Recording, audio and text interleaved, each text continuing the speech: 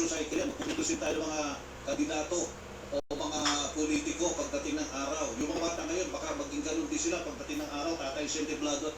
Yun naman ang natutunan namin sa mga nauna sa amin eh. Oh, Chairman, di ba? Sir Melo, pinag-ibig po ito, Sir Melo. Kami po ay nagpo-focus dapat sa mga ibang irregularidad, lalo na yung pagiging ng boto paggamit ng maling paggamit ng state resources. Yung hindi naman pera nila, parang pera tulog ang bayanan. So, yun po dapat ang focus natin lahat eh.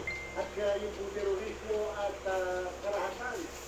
Para hindi nakakaboto yung mga botante. Eh, kita nyo, nakafocus tayo ngayon sa ito. Ito napakabago, kung tutuosin sana.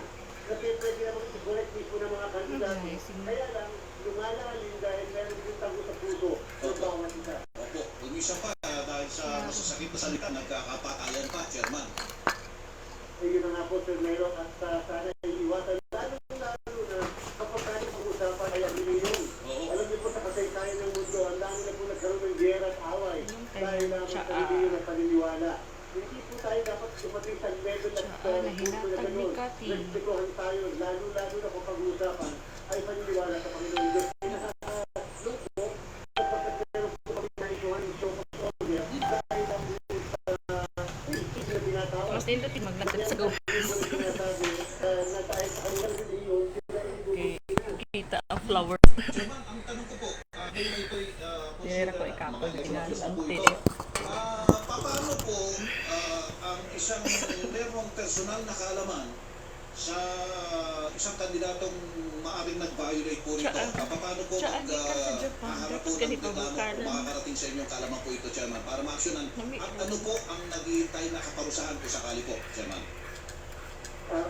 Kanibitang kuan mahinatag ni Katin at siya ama.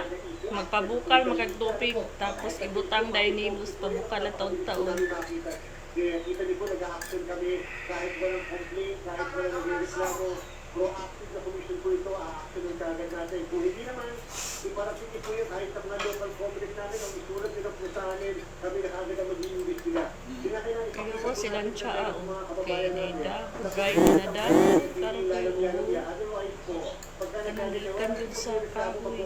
mababayaan na lang, at same time, lalawak po ang problema na ito. Ano po ang parusa dyan? Ito ba'y ground for disqualification, Chairman? Ayaw po, qualification po ito. At the same time, election offense, kapong criminal na may gulong na isa hanggang 6 na taon.